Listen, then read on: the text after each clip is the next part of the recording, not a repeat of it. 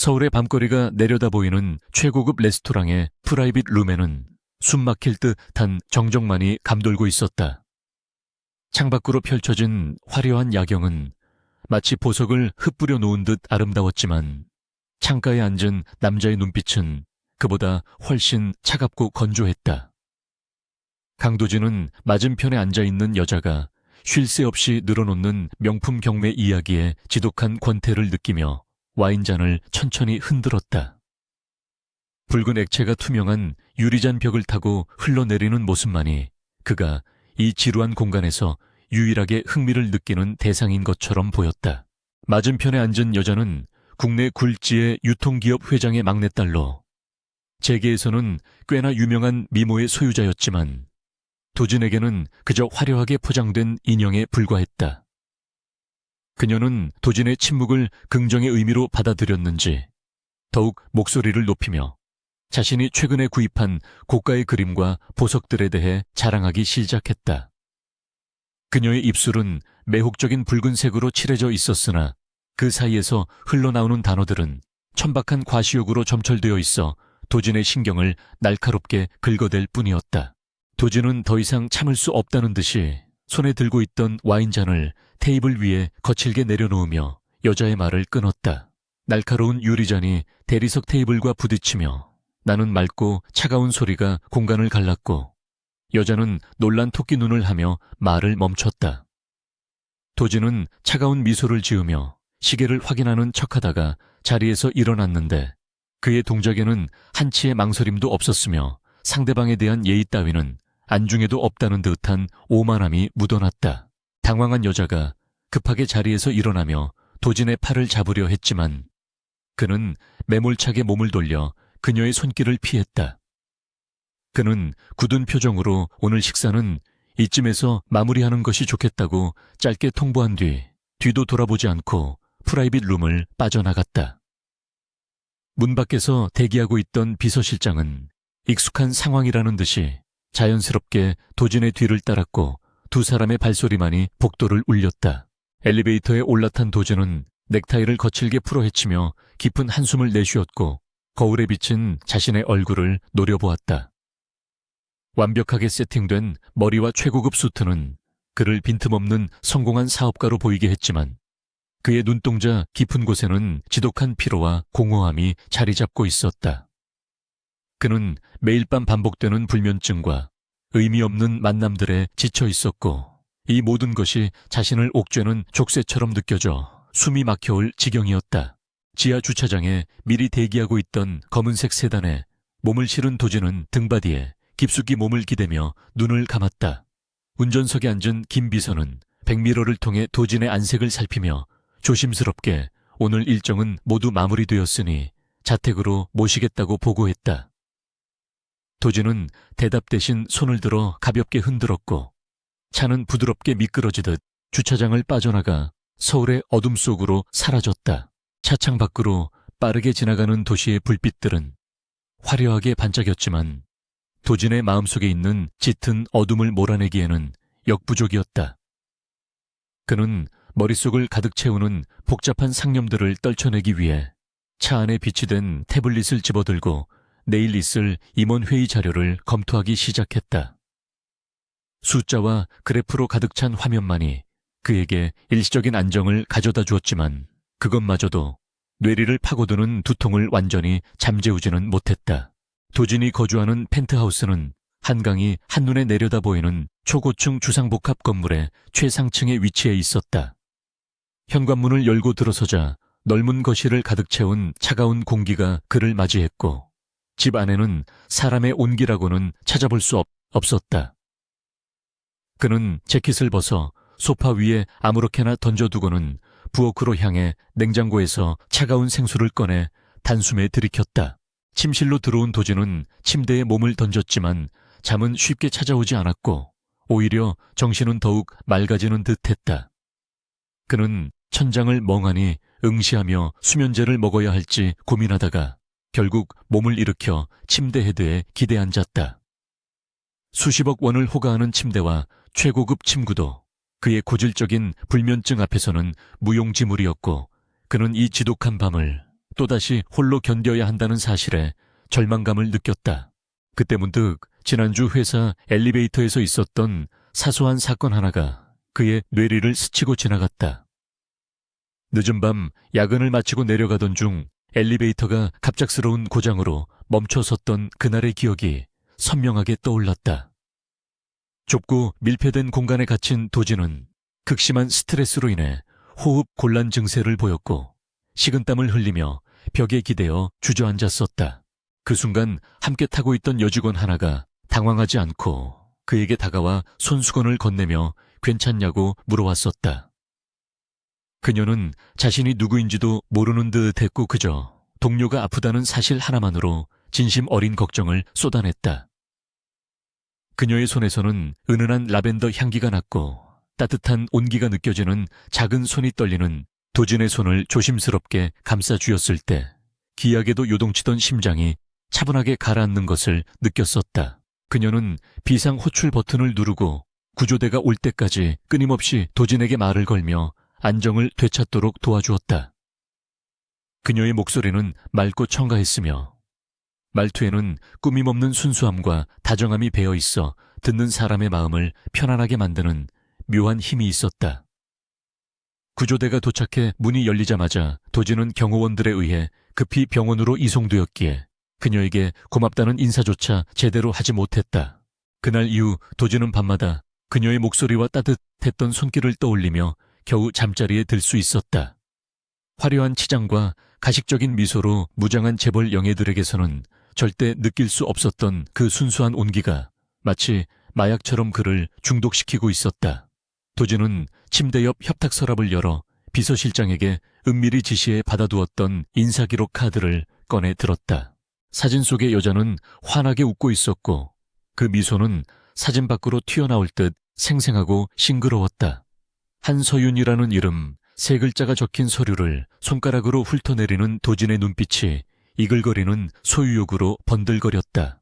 디자인팀 신입사원인 그녀는 평범한 가정 환경에서 자랐지만 뛰어난 재능과 성실함으로 입사시험을 통과한 인재였다. 도진은 사진 속 서윤의 얼굴을 한참이나 바라보다가 깊은 한숨과 함께 서류를 덮고 침대 옆에 내려놓았다. 그는 이제 더 이상 자신의 감정을 부정하거나 억누를 생각이 없었으며 원하는 것은 반드시 손에 넣어야 직성이 풀리는 성격이었다. 그는 자리에서 일어나 창가로 다가가 어둠이 짙게 깔린 도시를 내려다보며 결심을 굳힌 듯 주먹을 꽉 쥐었다. 내일부터는 멀리서 지켜보는 것만으로는 만족할 수 없을 것 같다는 생각이 강하게 들었다. 도진은 휴대폰을 들어 김 비서에게 전화를 걸었고 새벽 시간임에도 불구하고 즉각적인 응답이 들려왔다. 그는 낮게 깔린 목소리로 내일 오전 스케줄을 비우고 디자인팀 업무 보고 일정을 잡으라고 지시했다. 김 비서는 갑작스러운 지시에 잠시 당황하는 기색을 보였으나 이내 침착하게 알겠다고 대답했다. 도진은 전화를 끊고 다시 침대에 누워 눈을 감았는데 신기하게도 서윤의 얼굴을 떠올리자마자 긴장했던 근육이 이완되며 졸음이 밀려왔다. 그는 꿈속에서라도 그녀를 다시 만나기를 간절히 바라며 깊은 잠의 나락으로 빠져들었다. 다음날 아침 하하늘 그룹 본사 로비는 출근하는 직원들로 북적거렸고 활기찬 에너지가 넘쳐 흘렀다. 도진은 전용 엘리베이터를 타고 집무실로 올라가며 오늘의 첫 번째 공식 일정이 디자인팀 방문이라는 사실에 묘한 설렘을 느꼈다. 거울을 보며 넥타이를 매만지는 그의 입계는 평소와 다르게 옅은 미소가 걸려 있어 보는 이들을 놀라게 했다. 같은 시각 디자인팀 사무실에서는 서윤희 선배들의 커피 심부름을 하며 분주하게 아침을 시작하고 있었다. 그녀는 자신이 오늘 겪게 될 거대한 파도와 같은 사건을 전혀 예상하지 못한 채 그저 주어진 일에 최선을 다하고 있었다. 서윤의 책상 위에는 아직 정리되지 않은 시안들이 산더미처럼 쌓여 있었지만 그녀의 표정은 밝고 희망에 차 있었다. 오전 10시가 되자 디자인팀 전체가 술렁거기 시작했고 곧이어 대표이사가 직접 방문한다는 소식이 전해졌다. 팀장은 급하게 직원들의 복장을 점검하고 사무실 정리를 지시하며 부산을 떨었고 서윤 역시 덩달아 긴장하며 자신의 자리를 정돈했다.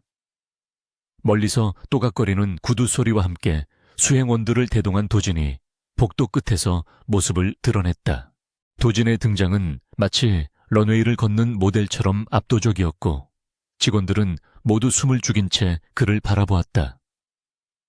날카로운 눈빛으로 사무실 전체를 훑어보던 도진의 시선이 마침내 구석자리에 서 있는 서윤에게 멈췄다. 서윤은 고개를 숙이고 있어 도진과 눈을 마주치지 못했지만 도진은 단번에 그녀를 알아보고 입꼬리를 살짝 올렸다. 도진은 팀장의 보고를 듣는 둥 마는 둥 하며 천천히 발걸음을 옮겨 서윤의 책상 앞으로 다가갔다. 주변의 공기가 순식간에 무거워졌고 모든 직원들의 시선이 두 사람에게 집중되었다. 도진은 서윤의 책상 위에 놓인 스케치북을 집어들며 부드러우면서도 위압적인 목소리로 그녀의 이름을 불렀다. 서윤은 자신의 이름을 부르는 낯선 목소리에 놀라 고개를 들었고 그 순간 도진의 깊고 그윽한 눈동자와 마주쳤다. 그녀는 눈앞에 서 있는 남자가 지난번 엘리베이터에서 만났던 그 사람이라는 사실을 깨닫고 눈을 크게 떴다. 하지만 도진은 전혀 모르는 사람을 대하듯 차가운 표정으로 일관하며 그녀의 디자인 시안에 대해 날카로운 질문을 던지기 시작했다. 서윤은 떨리는 손으로 스케치북을 꼭 쥐었지만 눈빛만은 흔들리지 않고 도진을 똑바로 바라보았다. 그녀는 자신의 디자인이 단순한 시각적 아름다움을 넘어 사용자의 편의성을 최우선으로 고려했다는 점을 차분하게 설명하기 시작했다. 주변의 임원들은 신입사원이 대표이사 앞에서 말대꾸를 한다며 기겁했지만 도진은 흥미롭다는 표정으로 그녀의 설명을 경청했다. 도진은 서윤의 논리, 정연한 답변에 내심 감탄하면서도 겉으로는 여전히 차가운 표정을 유지하며 몇 가지 날카로운 지적을 덧붙였다. 그는 그녀가 당황하거나 위축되는 모습을 보고 싶었지만 서윤은 오히려 그의 지적을 겸허히 받아들이며 즉각적인 수정 방안을 제시했다. 그녀의 태도에서 느껴지는 진정성과 열정은 도진의 메마른 가슴에 묘한 파문을 일으켰다. 보고가 끝나고 도진이 디자인팀을 나서자 사무실 안에는 안도의 한숨과 함께 팽팽했던 긴장감이 일시에 풀렸다.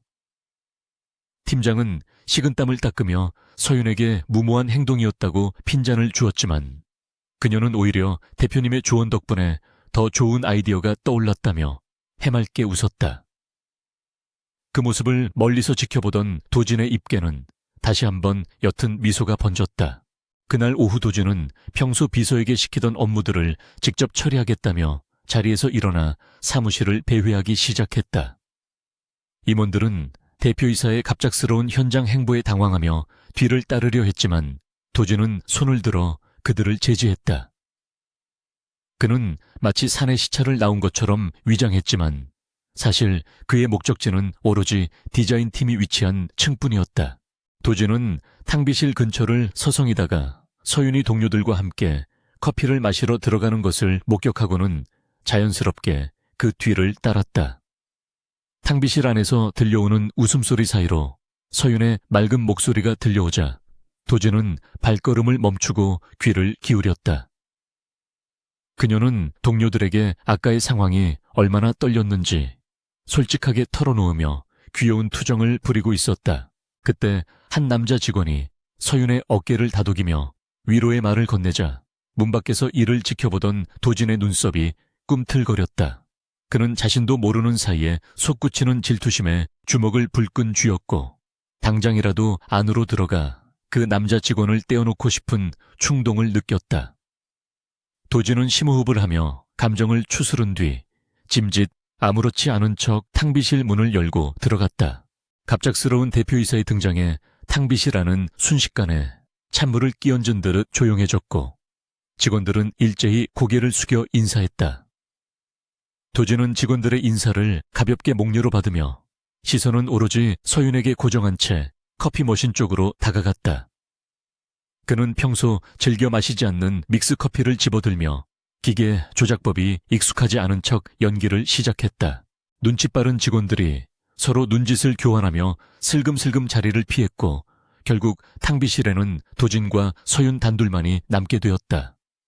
서윤은 어색한 침묵을 견디지 못하고 조심스럽게 도진에게 다가가 커피를 타 드리겠다며 말을 건넸다.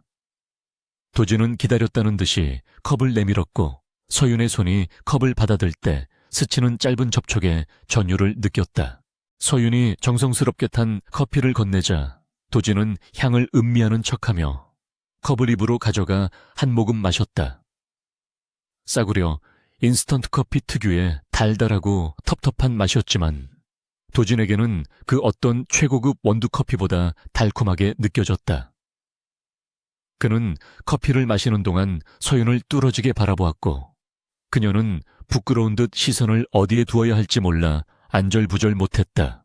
도진은 침묵을 깨고 지난번 엘리베이터 일에 대해 언급하며 그때 도와줘서 고마웠다는 인사를 건넸다. 서윤은 깜짝 놀라며 대표님이 기억하실 줄은 몰랐다며 얼굴을 붉혔고 당연히 해야 할 일을 했을 뿐이라고 겸손하게 대답했다.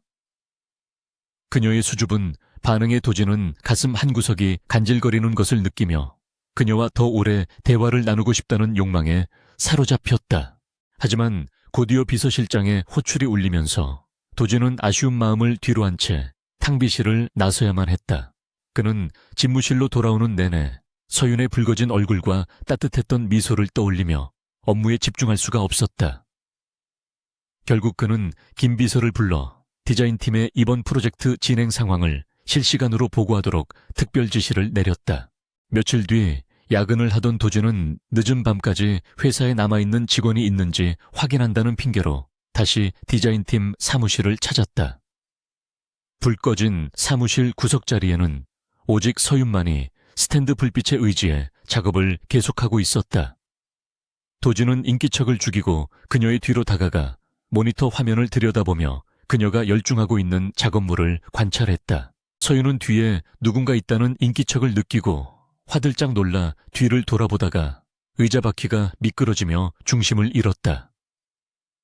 도진은 반사적으로 팔을 뻗어 넘어지려는 그녀의 허리를 감싸 안았고 두 사람은 아주 가까운 거리에서 서로를 마주보게 되었다. 서윤의 놀란 눈동자에 도진의 얼굴이 가득 담겼고 거친 숨소리가 정적을 메우며 묘한 기류가 흘렀다.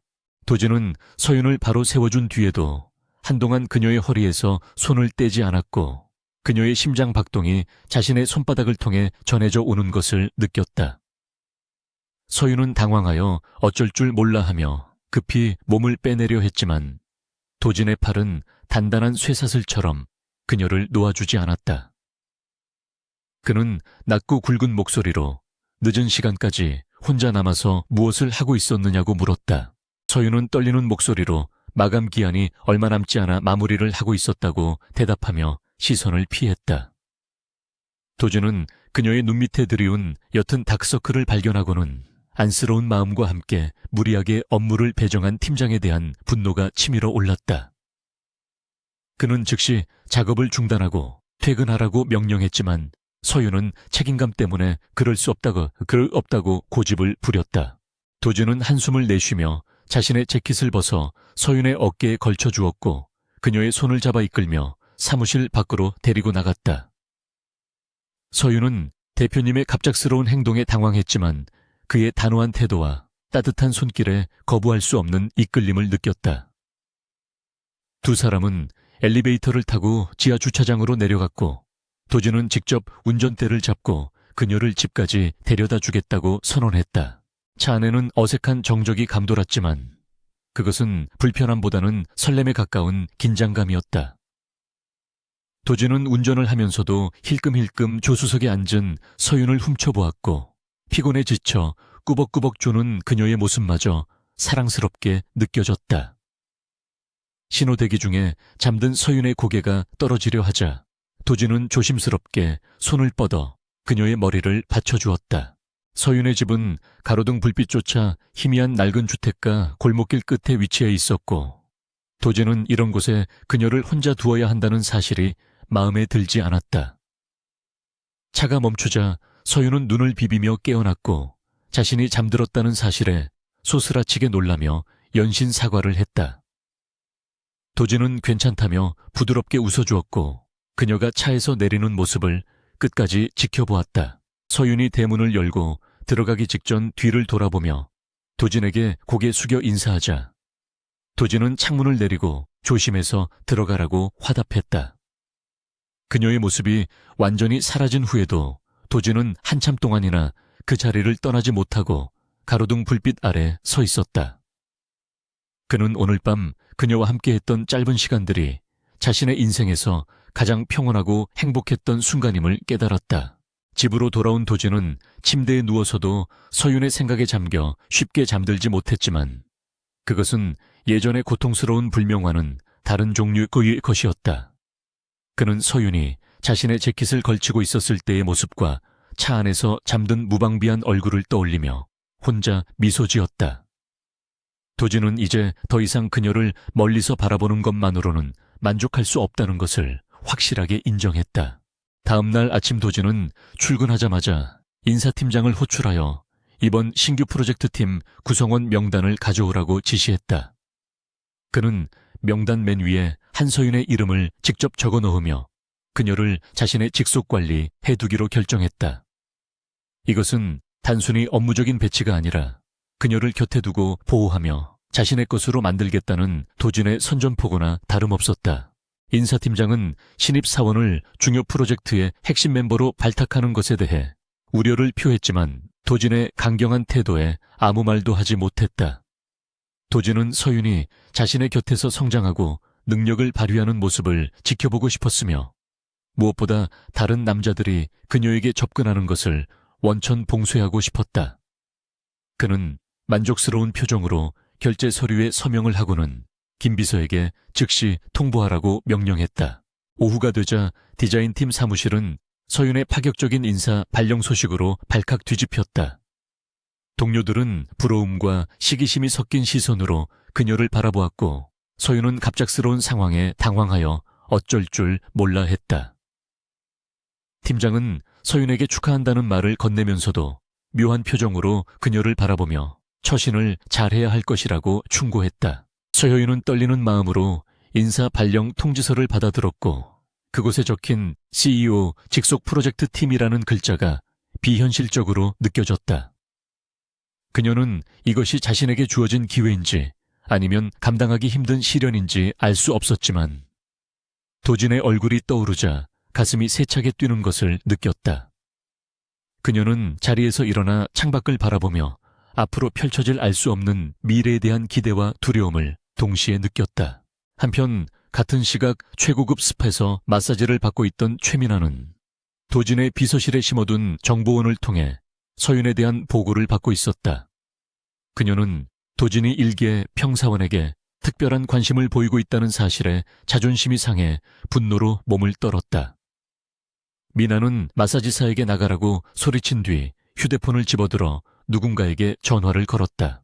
그녀의 눈빛은 표독스럽게 변했고 입가에는 잔인한 미소가 걸려 있었는데 그것은 서윤에게 닥칠 거대한 폭풍을 예고하는 것이었다. 미나는 자신이 가지지 못한 것을 남이 가지는 것을 절대 용납할 수 없는 성격이었고 도진은 그녀가 점찍어둔 최고의 트로피였다. 그녀는 서윤이라는 존재를 철저하게 짓밟아버리겠다고 다짐하며 통화 상대에게 은밀한 지시를 내리기 시작했다. 도준은 집무실 창가에 서서 아래층 디자인팀 사무실이 있는 방향을 내려다보며 서윤이 자신의 결정을 어떻게 받아들였을지 궁금해했다. 그는 이제 막 시작된 이 위험하고도 달콤한 게임에서 반드시 승리할 자신이 있었고 서윤을 지키기 위해서라면 무엇이든 할 준비가 되어 있었다. 그러나 그는 아직 자신을 향해 다가오는 어둠의 그림자와 서윤이 겪게 될 시련에 대해서는 짐작조차 하지 못하고 있었다. 하하늘 그룹의 사내 익명 게시판과 휴게실은 아침부터 뜨겁게 달아올랐는데 그 중심에는 디자인팀 신입사원 한서윤이 있었다. 강도진 대표가 직접 인사 발령에 관여했다는 사실이 아름아름 퍼지면서 그녀를 둘러싼 악의적인 소문들이 독버섯처럼 피어났다. 직원들은 서윤이 지나갈 때마다 수군거렸고 그 시선 속에는 호기심보다는 경멸과 질투가 짙게 깔려 있었다. 서윤은 화장실 칸 안에 숨어 자신을 향한 비난을 고스란히 들어야만 했는데 동료들은 그녀의 외모와 출신을 들먹이며 입에 담지 못할 험담을 쏟아냈다. 그녀는 입술을 깨물며 억울함을 삼켰지만 가슴 한구석이 멍든 것처럼 아려오는 것은 어쩔 수 없었다. 아무런 잘못도 하지 않았는데 단지 대표의 주목을 받았다는 이유만으로 공공의 적이 되어버린 상황이 서윤에게는 너무나 가혹하게 느껴졌다. 오후가 되자 회사 로비가 소란스러워지며 검은색 최고급 세단 한 대가 미끄러지듯 멈춰 섰고 차 문이 열리자 화려한 명품으로 휘감은 최민아가 모습을 드러냈다. 그녀는 선글라스를 벗으며 도도한 표정으로 로비를 가로질렀고 경비원과 안내데스크 직원들은 허리를 굽혀 깍듯이 인사했다. 미나는 마치 자신이 이 회사의 안주인이라도 된 것처럼 거침없이 전용 엘리베이터로 향했고 그녀의 목적지는 대표이사실이 아닌 디자인팀이었다. 디자인팀 사무실 문이 열리고 미나가 들어서자 사무실 전체에 강한 향수 냄새가 진동하며 묘한 긴장감이 감돌았다. 팀장은 하던 일을 멈추고 달려 나와 굽신거리며 그녀를 맞이했지만 미나의 시선은 오로지 구석자리에 앉아있는 서윤에게 고정되어 있었다. 그녀는 또각거리는 구두 소리를 내며 서윤의 자리로 다가갔고 서윤은 본능적으로 불길한 예감을 느끼며 자리에서 일어났다. 미나는 서윤을 머리끝부터 발끝까지 훑어보며 입가에 조소 섞인 미소를 띄었는데 그 눈빛은 마치 벌레를 보는 듯 차갑고 경멸적이었다. 그녀는 서윤의 책상 위에 놓인 디자인 시안을 손가락 끝으로 집어들더니 대충 훑어보고는 바닥에 툭 던져버렸다. 하얀 종이들이 바닥에 흩어지자 사무실 안은 숨소리조차 들리지 않을 정도로 조용해졌고 모든 직원들이 공포에 질린 눈으로 그 광경을 지켜보았다. 미나는 팔짱을 끼며 서윤에게 이런 수준 낮은 디자인으로 어떻게 하하늘 그룹에 들어왔는지 모르겠다며 모욕적인 언사를 퍼부었다.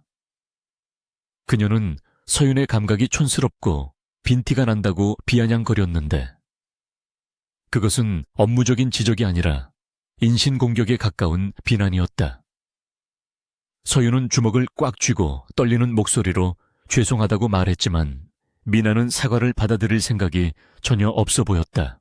미나는 비서에게 눈짓을 했고 비서는 들고 있던 테이크아웃 커피잔을 서윤의 책상 위에 올려놓는 척하다가 고의로 쏟아버렸다.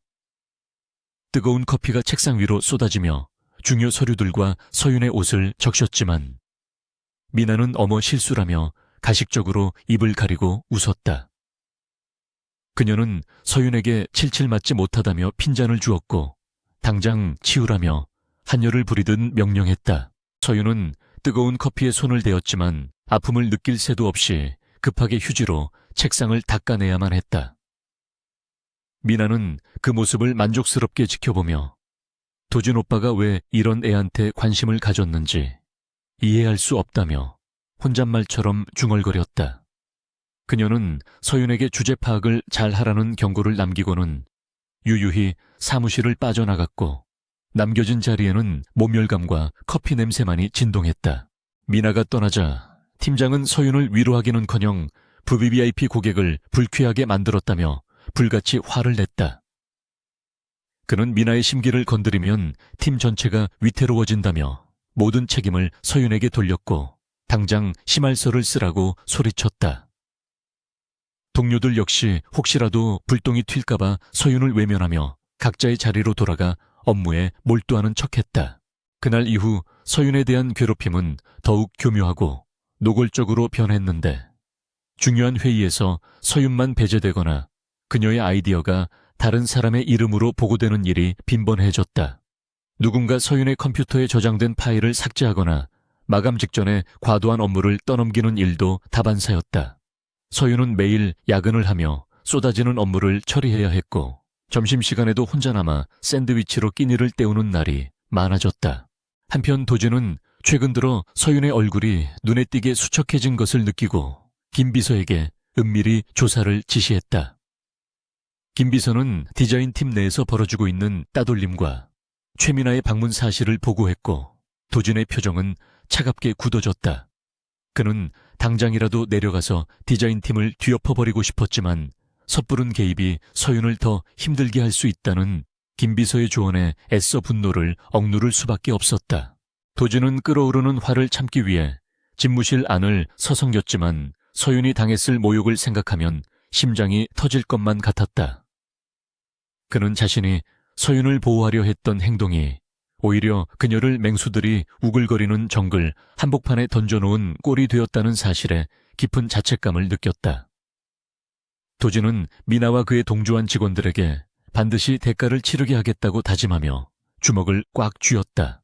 며칠 뒤 회사 전체가 중요한 프로젝트 입찰 준비로 분주한 가운데 서윤은 며칠 밤을 새워 완성한 최종 제안서를 들고 팀장에게 보고하러 갔다. 하지만 팀장은 제안서를 제대로 보지도 않고 쓰레기통에 처박으며 수준 미달이라며 다시 해오라고 소리쳤다. 서윤은 억울함에 눈물이 핑 돌았지만 입술을 꾹 다물고 다시 자리로 돌아와 처음부터 작업을 시작해야 했다. 밤 11시가 넘은 시각 텅 빈 사무실에는 오직 서윤의 키보드 소리만이 울려 퍼지고 있었고 그녀는 피로와 배고픔에 지쳐 책상에 엎드려 잠시 눈을 붙였다.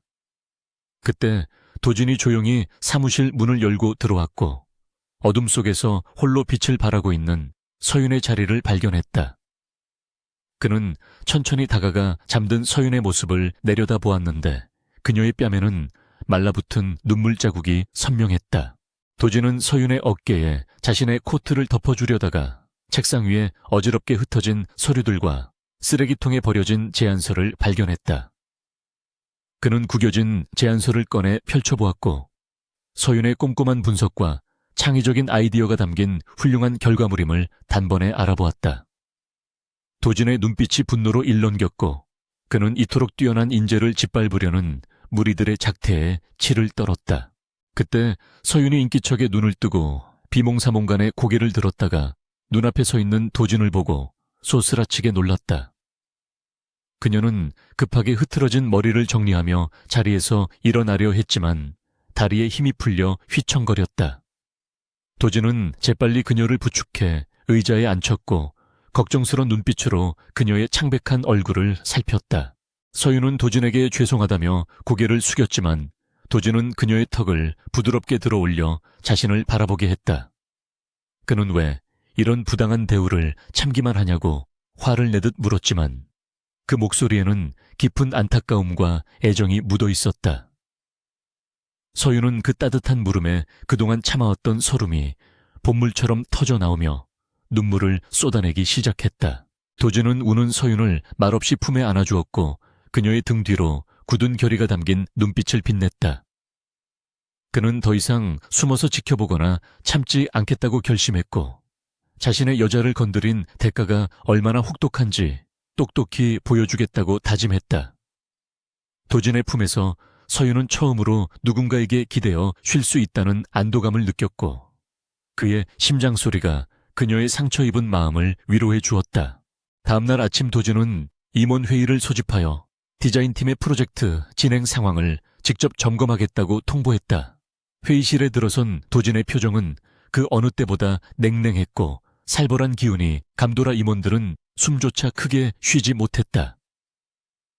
디자인 팀장이 자신만만하게 준비한 발표를 시작하려 하자 도진은 손을 들어 제지하며 차가운 목소리로 질문을 던졌다.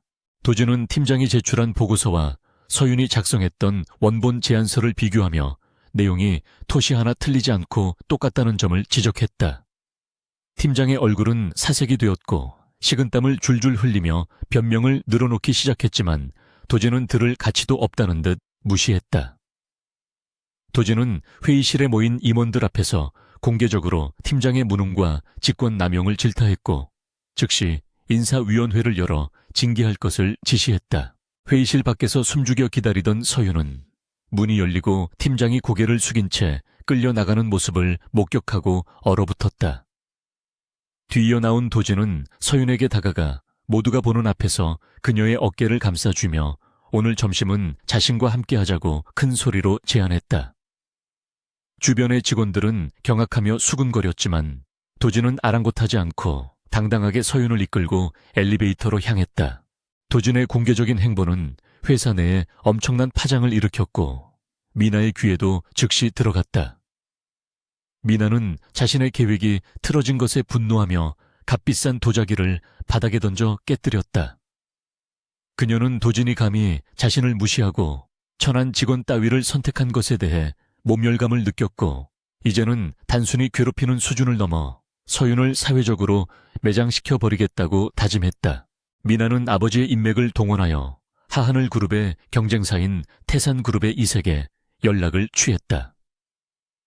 그녀는 태산그룹 이색에 서윤을 산업 스파이로 몰아갈 수 있는 조작된 증거를 넘기겠다고 제안하며 은밀한 거래를 시도했다. 사랑과 질투에 눈이 먼 미나는 자신이 지금 얼마나 위험한 불장난을 하고 있는지 깨닫지 못한 채 파멸의 길로 들어서고 있었다. 한편 도진과 서윤은 회사 근처의 고급 레스토랑에서 식사를 하며 처음으로 업무가 아닌 사적인 대화를 나누었다. 도진은 서윤에게 그동안 힘들게 해서 미안하다고 사과하며 앞으로는 절대 혼자 두지 않겠다고 약속했다. 서윤은 도진의 진심 어린 눈빛에 마음이 흔들렸고 그가 단순한 상사가 아닌 남자로 보이기 시작했다. 두 사람 사이의 분위기가 무르익어 갈 때쯤 도진의 휴대폰이 요란하게 울렸고 발신자는 김비서였다. 전화를 받은 도진의 표정이 순식간에 굳어졌고 그는 짧게 알겠다고 대답한 뒤 전화를 끊었다. 그는 서윤에게 급한 일이 생겨 먼저 들어가 봐야겠다며 미안한 표정을 지었지만 눈빛 속에는 심상치 않은 기류가 흐르고 있었다. 도진은 서윤을 회사까지 데려다주고 급하게 본사 보안실로 향했고 그곳에서 김 비서가 확보한 CCTV 영상을 확인했다.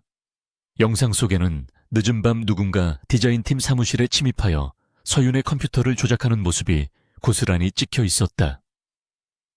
범인의 얼굴을 확인한 도진은 주먹으로 책상을 내리쳤고 그의 눈에서는 시퍼런 분노가 뿜어져 나왔다. 범인은 놀랍게도 서윤이 평소 믿고 따르던 입사 동기였는데 그녀는 미나에게 매수되어 서윤을 배신한 것이었다. 도진은 배신감과 분노로 치를 떨었지만 곧바로 이성을 되찾고 이것이 단순한 내부 소행이 아님을 직감했다. 그는 김 비서에게 범인의 배후를 철저하게 조사하라고 지시하며 덫을 놓아 진짜 흑막을 끌어내기로 결심했다. 퇴근 시간이 지나고 모두가 떠난 사무실에서 서윤은 도진이 선물해준 다이어리를 어루만지며 행복한 미소를 지었다. 그녀는 오늘 있었던 일들이 마치 꿈만 같았고 앞으로 도진과 함께라면 어떤 어려움도 이겨낼 수 있을 것 같은 용기를 얻었다. 하지만 그녀는 자신의 컴퓨터 깊숙한 곳에 이미 시한폭탄과도 같은 함정이 설치되어 있다는 사실을 전혀 알지 못했다. 같은 시각 미나는 태산그룹 이사와 은밀한 만남을 갖고 서윤을 공영에 빠뜨릴 구체적인 실행 계획을 논의하고 있었다. 미나는 서윤이 곧 산업 스파이 혐의로 검찰 조사를 받게 될 것이라며 잔인한 미소를 지었고 태산그룹 이사는 하하늘 그룹의 핵심 기술을 손에 넣을 수 있다는 생각에 탐욕스러운 눈빛을 빛냈다. 다가오는 폭풍 전야의 고요함 속에서 서윤과 도진 그리고 미나의 운명은 걷잡을 수 없는 소용돌이 속으로 빨려 들어가고 있었다. 도진은 늦은 밤까지 보안실에 남아 조사를 진행하던 중 미나가 태산그룹 관계자와 접촉했다는 첩보를 입수했다.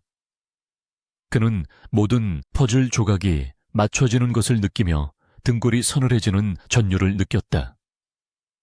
이것은 단순한 사내 괴롭힘이나 치정 싸움이 아니라 기업의 존망이 걸린 거대한 음모였고 그 중심에 자신이 사랑하는 여자가 표적으로 놓여 있었다. 강도준은 보안실에서 나오자마자 곧장 김 비서에게 연락하여 당장 내일부터 시작될 2박 3일간의 출장 일정을 잡으라고 지시했다. 목적지는 인적이 드문 강원도의 개인 별장이었으며 표면적인 이유는 신규 리조트 개발을 위한 현장 답사였지만 진짜 목적은 서윤을 회사 내의 위협으로부터 격리하는 것이었다. 도진은 서윤이 더 이상 미나의 표적이 되어 상처 입는 것을 지켜볼 수 없었으며 그녀를 자신의 영역 안으로 데려와 철저하게 보호하고 싶다는 본능적인 욕구가 강하게 일었다. 다음 날 아침 출근한 서윤은 팀장으로부터 갑작스러운 출장 통보를 받고 당황스러움을 감추지 못했다. 그녀는 아직 신입사원에 불과했고 중요한 프로젝트의 현장 답사에 동행한다는 것은 전례가 없는 파격적인 일이었기 때문에 주변의 시선이 더욱 따갑게 느껴졌다. 하지만 팀장은 위에서 내려온 지시라며 거부할 수 없다고 못 박았고 서윤은 얼떨결에 짐을 챙겨 회사 로비로 내려가야만 했다. 로비에는 도진의 전용 리무진이 대기하고 있었고 김 비서가 정중하게 문을 열어주자 서윤은 쭈뼛거리며 뒷좌석에 올랐다. 차 안에는 도진이 미리 앉아 태블릿으로 업무를 보고 있었는데 그는 서윤이 타자마자 하던 일을 멈추고 부드러운 미소로 그녀를 맞이했다. 서윤은 대표님과 단둘이 장거리 이동을 해야 한다는 사실에 긴장하여 손에 땀을 쥐었지만 도진의 편안한 태도에 조금씩 마음이 놓이는 것을 느꼈다. 차가 서울을 빠져나가 고속도로에 진입하자 차창 밖의 풍경은 빽빽한 빌딩 숲에서 탁 트인 자연으로 바뀌기 시작했다.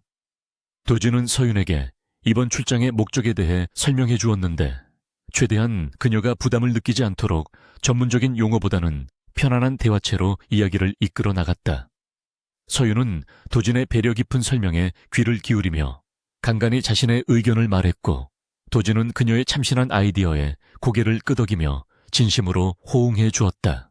몇 시간을 달려 도착한 곳은 울창한 숲속에 자리 잡은 현대적인 감각의 고급 별장이었는데 통유리로 된 외관이 자연과 어우러져 장관을 이루고 있었다. 차에서 내린 서윤은 맑은 공기와 아름다운 풍경에 감탄사를 연발했고 도진은 아이처럼 좋아하는 그녀의 모습을 보며 흐뭇한 미소를 지었다. 이곳은 도진이 세상의 소음으로부터 도망치고 싶을 때 찾는 유일한 안식처였기에 서윤을 이곳에 데려왔다는 것은 그에게 있어 매우 큰 의미가 있었다. 별장 안으로 들어서자 고요하고 차분한 분위기가 두 사람을 감쌌고 관리인은 미리 준비된 다과를 내온 뒤 조용히 물러났다. 도진은 서윤에게 편하게 쉬라고 말한 뒤 자신은 서재로 들어가 급한 업무를 처리하기 시작했다. 서윤은 넓은 거실을 둘러보며 도진의 취향이 묻어나는 가구와 소품들을 구경했는데 차갑고 모던한 인테리어 속에서 어딘가 모를 쓸쓸함이 느껴져 가슴 한구석이 아려왔다. 저녁이 되자 두 사람은 테라스에 마주 앉아 관리인이 준비해준 저녁 식사를 함께했다. 촛불이 은은하게 타오르는 테이블 위에는 고급 요리와 와인이 차려져 있었고 숲에서 들려오는 풀벌레 소리가 낭만적인 분위기를 더했다. 도진은 와인잔을 기울이며 자신의 어린 시절 이야기와 경영 수업을 받으며 겪었던 고충들을 담담하게 털어놓았는데 이는 그 누구에게도 말하지 않았던 그의 깊은 내면의 이야기였다. 서윤은 도진의 이야기를 들으며 그가 가진 막대한 부와 권력 뒤에 가려진 외로움과 중압감을 이해하게 되었고 그를 향한 연민과 사랑의 감정이 더욱 깊어졌다. 그녀는 조심스럽게 자신의 이야기도 꺼내놓았는데 평범하지만 따뜻했던 가족 이야기와 디자이너로서의 꿈에 대해 말하며 눈을 반짝였다. 도진은 서윤의 맑은 눈동자를 바라보며 자신이 잃어버렸던 순수함과 열정을 다시금 발견하는 듯한 기분을 느꼈다. 밤이 깊어가고 와인병이 비어가자 두 사람 사이의 공기는 점점 더 짙은 밀도로 변해갔다. 도진은 취기가 오른 탓인지 평소보다 솔직해져 있었고 서윤을 바라보는 눈빛에는 숨길 수 없는 애정이 가득 담겨 있었다. 그는 자리에서 일어나 서윤의 옆으로 다가가 앉았고 두 사람의 거리는 숨소리가 들릴 만큼 가까워졌다. 도진은 서윤의 머리카락을 조심스럽게 넘겨주며 그동안 많이 힘들었을 텐데 잘 버텨줘서 고맙다고 속삭였다.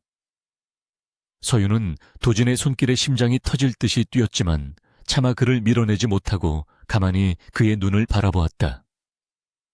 도진의 손이 서윤의 뺨을 타고 내려와 턱끝에 머물렀고 두 사람의 시선이 허공에서 얽히며 묘한 긴장감이 흘렀다. 그때 도진이 갑자기 고통스러운 표정을 지으며 관자놀이를 짚었고 서윤은 놀라서 괜찮냐고 물었다. 도진은 고질적인 두통이 다시 시작된 것 같다며 씁쓸하게 웃었는데 불면증이 심해지면 을에 찾아오는 증상이었다. 서윤은 안타까운 마음에 도진의 옆자리에 앉아 조심스럽게 그의 관자놀이를 마사지해주기 시작했다. 서윤의 따뜻한 손길이 닿자 도진의 굳어있던 근육이 서서히 풀리며 거짓말처럼 통증이 가라앉는 것을 느꼈다. 그녀에게서 나는 은은한 비누 향기가 도진의 코끝을 간지럽혔고 규칙적으로 들려오는 그녀의 숨소리가 자장가처럼 들려왔다. 도진은 서윤의 어깨에 머리를 기대고 눈을 감았는데 평소라면 상상도 할 수 없는 편안함이 그를 감싸 안았다. 서윤은 자신의 어깨에 기대어 잠든 도진의 모습을 내려다보며 숨조차 크게 쉬지 못하고 얼어붙어 있었다. 항상 강하고 완벽해 보였던 그가 무방비한 모습으로 잠들어 있는 것을 보니 가슴이 뭉클해지며 모성애와 같은 감정이 솟구쳤다. 그녀는 잠든 도진의 얼굴을 찬찬히 뜯어보았는데 날카로운 콧날과 긴 속눈썹 그리고 굳게 담은 입술이 마치 조각상처럼 아름다웠다. 얼마나 시간이 흘렀을까. 도진은 깊은 잠에서 깨어나 눈을 떴고 자신이 서윤의 무릎을 베고 누워있다는 사실을 깨닫고 화들짝 놀라 몸을 일으켰다. 그는 수년 만에 처음으로 약의 도움 없이 깊은 잠을 잤다는 사실에 놀라워하며 멍한 표정으로 서윤을 바라보았다. 서윤은 다리가 저려왔지만 내색하지 않고 상쾌하게 일어난 도진을 보며 환하게 미소 지었다. 도진은 서윤의 손을 잡고 진지한 표정으로 당신이 나의 치료제인 것 같다고 고백했다. 그 말은 단순한 감사의 인사가 아니라 당신 없이는 살 수 없다는 절박한 호소와도 같았다. 서윤은 도진의 뜨거운 눈빛에 얼굴이 붉어졌고 그가 자신에게 얼마나 특별한 존재인지 다시 한번 깨닫게 되었다. 다음 날 두 사람은 별장 근처에 호숫가를 산책하며 마치 연인처럼 다정한 시간을 보냈다. 도진은 서윤의 손을 잡고 걸으며 앞으로 닥쳐올 시련으로부터 그녀를 반드시 지켜내겠다고 다짐했다. 하지만 서윤은 도진과의 행복한 시간이 꿈만 같으면서도 한편으로는 자신과 그의 신분 차이라는 현실적인 벽에 부딪혀 불안감을 떨쳐버릴 수 없었다. 산책을 마치고 별장으로 돌아온 두 사람은 서울로 돌아갈 준비를 시작했는데 꿈 같았던 시간이 끝나간다는 아쉬움이 짙게 배어 있었다. 도준은 서윤에게 이번 주말에 있을 회사 창립 기념 파티에 파트너로 참석해달라고 제안했다. 서윤은 자신 같은 평사원이 그런 자리에 참석해도 되는지 걱정했지만 도준은 당신은 그럴 자격이 충분하다며 단호하게 말했다. 서울로 돌아가는 차 안에서 도준은 김 비서로부터 미나와 태산그룹의 움직임이 심상치 않다는 보고를 받았다. 그는 서윤이 듣지 못하도록 목소리를 낮추어 대응 방안을 지시했지만 표정은 차갑게 굳어져 있었다. 도준은 서윤이 이 사실을 알게 되면 겁을 먹을까봐 짐짓 아무 일도 없는 척 연기했지만 속으로는 끓어오르는 분노를 사귀고 있었다. 서울에 도착한 도준은 서윤을 집 앞까지 데려다주며 아쉬운 작별 인사를 나누었다. 그는 차에서 내려 서윤의 이마에 가볍게 입을 맞추며 오늘 밤은 푹 쉬라고 다정하게 말했다. 서윤은 도진의 갑작스러운 스킨십에 놀라 눈이 동그랗게 커졌지만 이내 수줍게 웃으며 고개를 끄덕였다. 도진은 멀어지는 서윤의 뒷모습을 끝까지 지켜보다가 그녀가 집 안으로 들어간 것을 확인하고서야 차에 올랐다. 차 문이 닫히자마자 도진의 눈빛은 순식간에 매서운 사냥꾼의 눈으로 변했고 김 비서에게 당장 본사로 가자고 명령했다. 그는 이제 서윤을 지키기 위해 본격적인 전쟁을 시작할 준비가 되어 있었다. 한편 집에 들어온 서윤은 침대에 누워 도진과의 키스를 떠올리며 설레는 마음에 잠을 이루지 못했다. 그녀는 도진이 자신을 진심으로 아껴주고 있다는 사실에 행복해하면서도 내일 회사에서 닥칠 일들에 대한 막연한 불안감을 느꼈다. 하지만 그녀는 도진을 믿고 의지하며 그와 함께라면 어떤 어려움도 헤쳐나갈 수 있을 것이라고 스스로를 다독였다. 그 시각 최민아는 자신의 집에서 태산그룹 이사와 통화를 하며 회심의 미소를 짓고 있었다. 그녀는 서윤을 무너뜨릴 결정적인 증거를 확보했다고 믿고 있었으며 다가오는 창립 기념 파티를 서윤의 처형장으로 만들 계획을 세우고 있었다. 미나는 와인잔을 흔들며 도진 오빠가 무릎 꿇고 자신에게 빌게 될 날을 상상하며 광기 어린 웃음을 터뜨렸다. 도진은 늦은 밤까지 회사 집무실에 남아 미나와 태산그룹의 커넥션을 파헤치기 위한 자료들을 검토했다. 그는 적들이 생각보다 더 깊숙이 침투해 있다는 사실을 알게 되었고 이번 싸움이 결코 쉽지 않을 것임을 직감했다. 하지만 그는 서윤의 맑은 미소를 떠올리며 절대 물러서지 않겠다는 의지를 불태웠고 반드시 승리하여 그녀 앞에 당당히 서겠다고 다짐했다. 창립기념 파티가 열리는 호텔 연회장은 화려한 장식과 수많은 인파로 붐비고 있었고 긴장감이 감도는 폭풍 전야와도 같았다.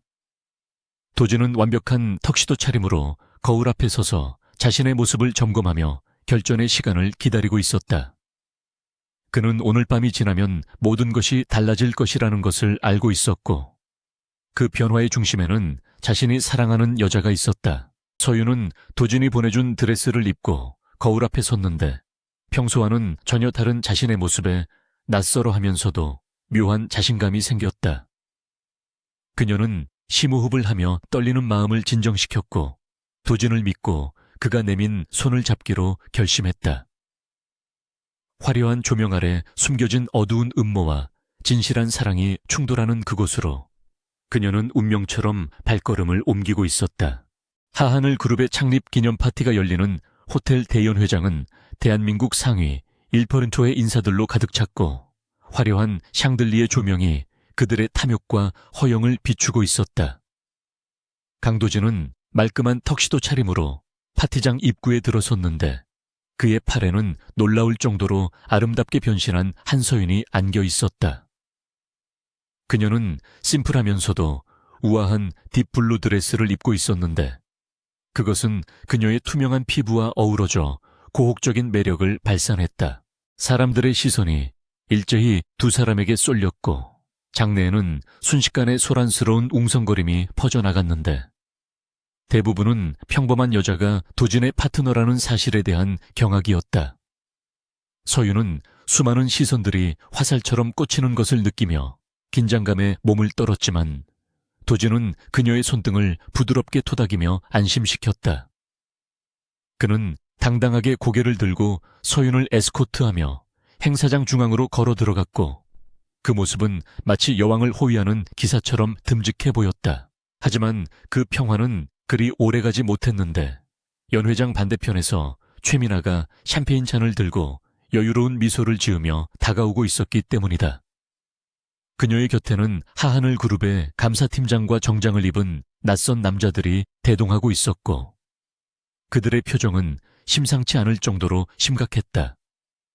미나는 도진과 서윤 앞에 멈춰 서서 가식적인 인사를 건네는 대신 차가운 눈빛으로 서윤을 노려보며 입을 열었다. 음악 소리가 잦아들고 주변이 조용해지자 감사팀장이 앞으로 나서며 서윤에게 산업기술 유출 방지법 위반 혐의로 내부 감사를 진행하겠다고 통보했다. 서윤은 무슨 소리인지 이해하지 못해 눈을 동그랗게 떴지만 감사팀장은 그녀의 동의를 구하지 않고 즉시 보안 요원들에게 신병 확보를 지시했다. 도진은 서윤의 앞을 가로막으며 지금 제정신이냐고 소리쳤지만 감사팀장은 곤란한 표정으로 회장님의 특별 지시라고 대답했다. 연회장에 설치된 대형 스크린에는 갑자기 화면이 바뀌며 서윤의 개인 이메일 계정에서 경쟁사인 태산그룹으로 기밀 도면이 전송된 로그 기록이 띄워졌다. 파티장은 순식간에 아수라장이 되었고 사람들은 서윤을 향해 손가락질하며 스파이라고 수군거렸다. 서윤은 화면을 보고 경악하며 자신은 절대 그런 일을 한 적이 없다고 울부짖었지만 이미 여론은 그녀를 파렴치한 범죄자로 낙인 찍고 있었다. 도진은 이것이 누군가에 의해 조작된 함정임을 직감하고 스크린을 끄라고 고함쳤지만 미나는 팔짱을 낀 채 이 쇼를 즐겁게 관람하고 있었다. 그녀는 도진에게 다가가 귓속말로 믿었던 도끼에 발등 찍힌 기분이 어떠냐며 비아냥거렸다. 도진은 분노로 이글거리는 눈으로 미나를 노려보았지만 당장 눈앞에 제시된 증거들이 너무나도 명백하여 반박할 수가 없었다. 보안 요원들이 서윤의 양팔을 붙잡자 도진은 그들을 거칠게 밀쳐내며 내 허락 없이는 누구도 그녀를 데려갈 수 없다고 으름장을 놓았다. 하지만 그때 연 회장 입구에서 검찰 수사관들이 들이닥치며 서윤에 대한 체포영장을 제시했고 상황은 걷잡을 수 없이 악화되었다. 도진은 법적인 절차를 앞선 공권력의 개입 앞에서는 무력을 사용할 수 없다는 사실에 절망하며 주먹을 꽉 쥐었다. 서윤은 수사관들에게 끌려가며 도진을 애타게 쳐다보았고 그녀의 눈에는 공포와 억울함이 가득 차 눈물이 그렁그렁 맺혀 있었다. 도진은 멀어져 가는 서윤을 보며 반드시 구해내겠다고 소리쳤지만 그의 목소리는 사람들의 비난과 카메라 플래시 소리에 묻혀버렸다. 화려했던 파티장은 순식간에 서윤을 단죄하는 인민재판장으로 변해버렸고 그녀는 홀로 그 모든 비난을 감당해야만 했다. 다음 날 아침 뉴스와 신문 한 면은 재벌가를 농락한 꽃뱀 스파이라는 자극적인 헤드라인으로 도배되었고 서윤의 신상은 인터넷에 낱낱이 공개되었다. 하하늘 그룹의 주가는 개장과 동시에 폭락했고 주주들은 경영진의 책임을 물으며 본사 로비에서 시위를 벌이기 시작했다. 도진은 집무실에서 쏟아지는 항의 전화와 보고서들에 파묻혀 있었지만 그의 머릿속은 오로지 차가운 유치장에 있을 서윤 걱정뿐이었다. 도진의 아버지는 격노하여 도진을 회장실로 호출했고 잿더리를 집어 던지며 당장 그 여자와의 관계를 끊으라고 고함을 질렀다. 그는 도진의 판단력이 흐려져 회사를 위기에 빠뜨렸다며 대표이사직 해임을 거론하며 강력하게 압박했다. 도진은 아버지 앞에서도 물러서지 않고 서윤의 무고함을 주장했지만 아버지는 증거가 명백하다며 듣지 않았다. 그 시각 검찰 조사실에 있는 서윤은 강도 높은 신문을 받으며 피폐해져 가고 있었는데 수사관들은 그녀가 태산그룹에서 돈을 받았다는 거짓 자백을 강요했다. 그녀는 맹세코 그런 적이 없다고 호소했지만 그들은 그녀의 통장에 입금된 거액의 내역서를 들이밀며 그녀를 궁지로 몰아넣었다. 서윤은 자신의 명의가 도용당했다는 사실을 깨닫고 망연자실하여 차가운 책상 위에 고개를 떨구었다. 도진은 변호인단을 구성하여 서윤을 접견하려 했지만 검찰은 증거 인멸의 우려가 있다며 접견을 불허했고 그는 철저하게 고립되었다. 그는 김비서를 통해 이 사건의 배후에 미나와 태산그룹이 있다는 심증을 굳혔지만 결정적인 물증을 찾지 못해 애를 태웠다. 설상가상으로 회사 내부에서는 도진을 끌어내리려는 반대파 임원들이 움직이기 시작했고 그는 사면 초가의 상황에 처하게 되었다. 며칠 뒤 미나는 뻔뻔하게도 도진의 집무실을 찾아와 주주들이 도진의 해임안을 상정할 예정이라는 소식을 전했다. 그녀는 도진의 책상 위에 합병 계약서를 올려놓으며 자신과 결혼하여 두 그룹이 합치면 이 모든 문제를 해결할 수 있다고 제안했다. 그것은 도진의 사랑을 담보로 한 비열한 거래였지만 지금 상황에서 도진이 선택할 수 있는 카드는 거의 없어 보였다. 도진은 미나의 제안을 듣고 헛웃음을 터뜨리며 이렇게까지 해서 얻는 게 무엇이냐고 차갑게 물었다. 미나는 도진의 넥타이를 만지작거리며 나는 원하는 건 뭐든지 가져야 직성이 풀리는 사람이라고 소름 끼치게 속삭였다. 그녀는 서윤이 감옥에서 썩는 꼴을 보고 싶지 않다면 현명한 선택을 하라고 협박하며 유유히 집무실을 나갔다. 밤이 깊도록 도진은 불 꺼진 집무실에 홀로 앉아 창밖의 야경을 바라보며 고뇌에 잠겼는데 그의 손에는 미나가 두고 간 계약서가 들려 있었다. 그는 자신의 자존심과 회사를 지키는 것보다 서윤의 안전이 더 중요하다는 것을 뼈저리게 느끼고 있었다. 하지만 미나와 결혼한다는 것은 곧 자신의 영혼을 파는 것과 다름없었기에 그는 깊은 갈등 속에서 괴로워했다. 한편 유치장의 차가운 바닥에 누운 서윤은 도진이 자신 때문에 모든 것을 잃을지도 모른다는 생각에 하염없이 눈물을 흘렸다. 그녀는 자신이 도진의 인생에 오점이 되었다고 자책하며 차라리 그를 만나지 말았어야 했다고 후회하기도 했다. 하지만 눈을 감으면 떠오르는 도진의 따뜻한 미소와 다정했던 목소리가 그녀를 더욱더 비참하게 만들 뿐이었다. 서윤은 면회 온 국선 변호사에게 도진을 만나게 해달라고 부탁했지만 변호사는 강도진 대표가 현재 곤란한 상황이라 올 수 없을 것이라고 전했다. 그 말을 들은 서윤의 가슴은 무너져 내렸고 도진이 자신을 포기했을지도 모른다는 두려움이 엄습해왔다. 그녀는 웅크리고 앉아 무릎에 얼굴을 묻고 소리 없는 비명을 지르며 깊은 절망의 늪으로 빠져들었다. 다음 날 이사회 소집이 결정되었고 도진은 자신의 거취를 결정해야만 하는 마지막 순간에 직면했다. 그는 거울 속에 비친 초췌한 자신의 얼굴을 보며 씁쓸한 미소를 지었고 마침내 어떤 결단을 내린 듯 비장한 표정으로 넥타이를 고쳐맸다. 그는 김 비서를 불러 오늘 이사회에서 중대 발표를 할 것이니 준비하라고 지시했고 김 비서는 도진의 눈빛에서 심상치 않은 기운을 감지했다. 이사회가 열리는 대회의실은 긴장감이 팽팽하게 감돌았고 임원들은 서로 눈치를 보며 도진의 입만 바라보고 있었다. 미나의 아버지를 비롯한 대주주들은 도진을 압박할 준비를 마치고 거만한 자세로 앉아 있었다. 도진이 회의실 문을 열고 들어서자 장내는 숨소리 하나 들리지 않을 정도로 조용해졌고 그의 걸음걸이에는 한치의 망설임도 없었다. 도진은 단상에 올라가 마이크를 잡고 임원들을 천천히 둘러보았는데 그의 눈빛은 여전히 날카롭고 위험이 있었다. 그는 준비해온 원고를 덮어버리고 즉흥적으로 연설을 시작했는데 그것은 해명이나 사과가 아니라 전면전을 선포하는 내용이었다. 그는 이번 사태가 외부 세력과 결탁한 내부의 적에 의해 조작된 음모임을 밝히고 끝까지 진실을 파헤치겠다고 선언했다. 장내는 순식간에 아수라장이 되었고 미나의 아버지는 책상을 치며 도진에게 당장 내려오라고 소리쳤다. 하지만 도진은 눈 하나 깜짝하지 않고 자신의 모든 직위를 걸고 서윤의 무죄를 입증하겠다고 목소리를 높였다. 그는 회의실을 빠져나오며 대기하고 있던 김 비서에게 지금부터 플랜 B를 가동하라고 은밀하게 명령했다.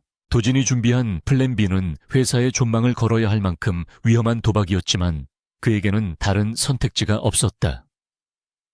그는 어둠 속으로 숨어들어 적들의 목덜미를 물어뜯을 준비를 시작했고 그 첫 번째 타깃은 서윤을 배신한 동료 직원이었다. 도진은 직접 차를 몰고 그 직원이 숨어있는 은신처로 향했는데 빗줄기가 굵어지며 그의 시야를 가렸지만 그의 분노는 그 무엇으로도 씻어낼 수 없었다. 은신처에 도착한 도진은 공포에 질려있는 배신자를 마주했고 차가운 목소리로 그녀에게 마지막 기회를 주겠다고 제안했다. 배신자는 미나의 협박 때문에 어쩔 수 없었다며 살려달라고 애원했지만 도진의 표정은 변하지 않았다. 그는 그녀에게 법정에서 모든 진실을 증언한다면 신변을 보장해 주겠지만 거절한다면 평생 감옥에서 썩게 될 것이라고 경고했다. 배신자의 자백을 확보한 도진은 곧바로 태산그룹 이사와 미나의 비밀 회동이 담긴 블랙박스 영상을 찾기 위해 움직였다. 그는 며칠 밤을 새운 탓에 몸이 청은망은이었지만 서윤을 생각하면 멈출 수가 없었다. 빗속을 뚫고 달리는 도진의 차는 마치 성난 야수처럼 포효했고 이제 방역의 서막이 올랐음을 알리고 있었다. 하지만 미나 역시 호락호락한 상대가 아니었기에 그녀는 도진의 움직임을 간파하고 킬러들을 고용하여 그를 제거하려 했다. 도진이 탄 차가 인적 드문 도로를 지날 때 갑자기 검은색 밴 2대가 나타나 앞뒤를 가로막았다. 도진은 급브레이크를 밟으며 상황을 파악했고 차 안에서 무기를 찾으며 거친 숨을 몰아쉬었다. 이것은 단순한 기업 간의 싸움이 아니라 목숨을 건 전쟁이었고 도진은 서윤을 구하기 위해 사선에 서는 것을 주저하지 않았다. 그는 차 문을 열고 빗속으로 걸어나갔고 그를 둘러싼 괴한들을 향해 넥타이를 풀며 싸울 준비를 했다. 폭우가 쏟아지는 도로 위에서 도진의 눈빛은 그 어느 때보다도 차갑고 매섭게 빛나고 있었다. 쏟아지는 빗줄기 속에서 강도진은 넥타이를 손에 감으며 그를 포위한 괴한들을 차가운 눈빛으로 응시했다. 놈들은 쇠파이프와 강목을 들고 위협적으로 다가왔지만 도진의 눈에는 두려움 대신 먹잇감을 노리는 맹수의 살기가 번득이고 있었다. 그는 어릴 적부터 후계자 수업의 일환으로 혹독한 호신술 훈련을 받아왔으며 지금 그의 주먹에는 사랑하는 여자를 지키겠다는 절박한 분노가 실려 있었다. 선두에 선 사내가 기합 소리와 함께 쇠파이프를 휘두르며 달려들자 도진은 간발의 차이로 몸을 틀어 공격을 피했다. 그는 상대의 팔을 잡아채며 관절을 꺾었고 고통에 찬 비명소리가 빗소리에 묻혀 허공으로 흩어졌다. 도진은 쓰러진 사내의 복부를 가격하여 제압한 뒤 망설임 없이 다음 상대를 향해 몸을 날렸다. 괴한들은 도진의 기세에 당황하여 주춤거렸지만 곧 수적인 우세를 믿고 동시에 달려들기 시작했다. 도진은 등 뒤에서 날아오는 공격을 감각적으로 피하며 팔꿈치로 상대의 턱을 가격했고 빗물과 섞인 땀방울이 사방으로 튀었다. 그의 값비싼 수트는 진흙탕에 엉망이 되었고 입가에서는 피가 흘러내렸지만 그의 움직임은 조금도 느려지지 않았다. 치열한 난투극 끝의 괴한들은 하나둘씩 바닥에 쓰러져 신음했고 마지막 남은 리더 격인 사내는 뒷걸음질치며 공포에 질린 표정을 지었다. 도진은 흐트러진 숨을 고르며 그에게 천천히 다가갔고 빗물에 젖은 머리카락 사이로 드러난 그의 눈빛은 지옥에서 올라온 사신과도 같았다. 사내는 도망치려 했지만 도진의 손이 그의 멱살을 잡고 거칠게 차보닛 위로 내동댕이 쳤다. 도진은 사내의 목을 조르며 배우가 누구냐고 낮게 으르렁거렸지만 사내는 입을 굳게 다문 채 고개를 저었다. 도진은 차가운 미소를 지으며 주머니에서 미리 준비해둔 녹음기를 꺼내 사내의 눈앞에 흔들어 보였다. 그는 이미 너희들의 신상을 모두 파악했으며 지금 당장 불지 않으면 너희 가족들까지 무사하지 못할 것이라고 냉혹하게 협박했다. 가족이라는 말에 흔들린 사내는 결국 체념한 듯 고개를 떨구며 최민아의 사주를 받았다는 사실을 실토했다. 도진은 그 자백을 녹음한 뒤 사내를 바닥에 내팽개치고는 김 비서에게 전화를 걸어 뒤처리를 지시했다. 그는 빗속에 홀로 서서 하늘을 올려다보았는데 차가운 비가 그의 뜨거운 몸을 식혀주었지만 가슴속에서 타오르는 복수심은 더욱 거세게 불타올랐다. 다음날 아침 하하늘 그룹 본사 대회의실은 긴급 이사회와 기자회견을 위해 모여든 사람들로 발 디딜 틈이 없었다. 최민아는 승자의 여유를 부리며 화려한 드레스를 입고 회장석 옆에 앉아 있었고 그녀의 아버지는 흐뭇한 표정으로 딸을 바라보았다. 그들은 오늘 도진이 항복 선언을 하고 두 그룹의 합병을 발표할 것이라고 굳게 믿고 있었다. 기자들의 카메라 플래시가 쉴 새 없이 터지는 가운데 회의실 문이 열리고 도진이 모습을 드러냈다. 그는 어젯밤의 격투 흔적을 완벽하게 감춘 채 깔끔한 수트 차림으로 등장했지만 얼굴에는 밴드가 붙어 있어 보는 이들의 궁금증을 자아냈다. 도진은 단상으로 걸어가는 동안 미나와 눈이 마주쳤고 미나는 그에게 비릿한 미소를 보내며 승리를 확신했다. 도진이 마이크 앞에 서자 장내는 순식간에 조용해졌고 수백 개의 눈동자가 그를 향해 집중되었다. 그는 준비된 원고를 꺼내 읽는 척하다가 원고를 반으로 접어 주머니에 넣고 정면을 응시했다. 그는 침착하고 단호한 목소리로 오늘 이 자리에서 하하늘 그룹의 미래를 좀먹는 암적인 존재를 도려내겠다고 선언했다. 미나의 표정이 순식간에 일그러졌고 웅성거리는 소리가 파도처럼 퍼져나갔지만 도진은 아랑곳하지 않고 김 비서에게 신호를 보냈다. 대형 스크린의 화면이 바뀌며 미나와 태산그룹 이사가 은밀하게 만나는 장면이 담긴 영상이 재생되기 시작했다. 영상 속에서 미나는 서윤을 함정에 빠뜨릴 계획을 구체적으로 지시하고 있었고 돈 가방을 건네는 모습까지 선명하게 찍혀 있었다. 경악한 미나는 자리에서 벌떡 일어나 소리를 지르며 영상을 끄라고 발악했지만 이미 엎질러진 물이었다. 이어지는 화면에서는 도진이 어젯밤 확보한 괴한들의 자백 영상과 매수된 직원의 증언, 그리고 자금 추적 내역이 낱낱이 공개되었다. 기자들은 이 특종을 놓치지 않기 위해 미친 듯이 셔터를 눌러댔고 미나의 아버지는 충격으로 뒷목을 잡고 쓰러졌다.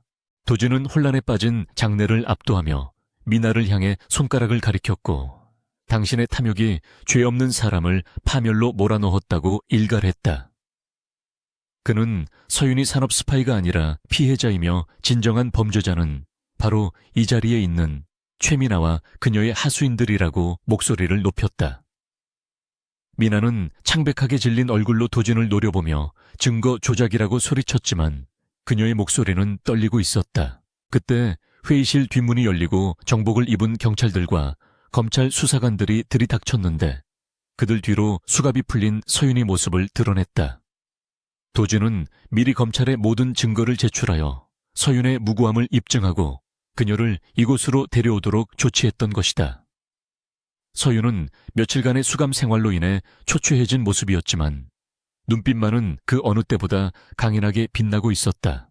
도진은 단상에서 내려와 서윤에게 성큼성큼 다가갔고 기자들은 모세의 기적처럼 길을 터주었다.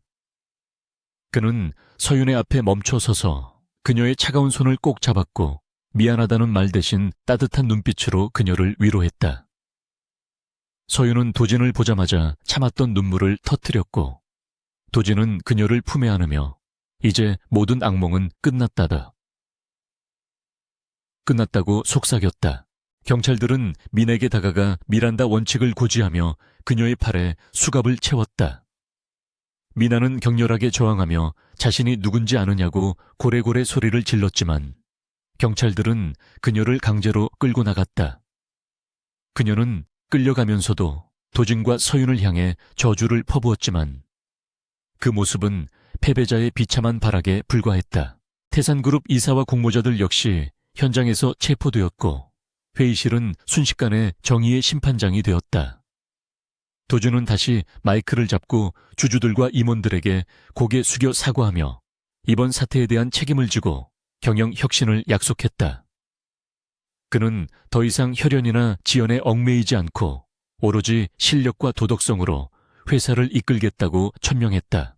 모든 소란이 진정된 후 도진은 서윤을 데리고 회의실을 빠져나왔고 두 사람은 엘리베이터를 타고 옥상 정원으로 올라갔다. 탁 트인 하늘 아래 선 두 사람은 서로를 마주보며 비로소 안도의 한숨을 내쉬었다. 도진은 서윤의 얼굴을 어루만지며 그동안 겪었을 고통을 생각하니 가슴이 미어지는 것 같다고 말했다. 서윤은 도진의 손길에 얼굴을 비비며 대표님이 저를 믿어주신 것만으로도 충분하다고 대답했다. 그녀는 유치장에 갇혀있는 동안 가장 힘들었던 것은 누명에 대한 억울함이 아니라 도진을 다시 볼 수 없을지도 모른다는 두려움이었다고 고백했다. 도진은 그녀의 이마에 키스하며 다시는 당신을 혼자 두지 않겠다고 맹세했다.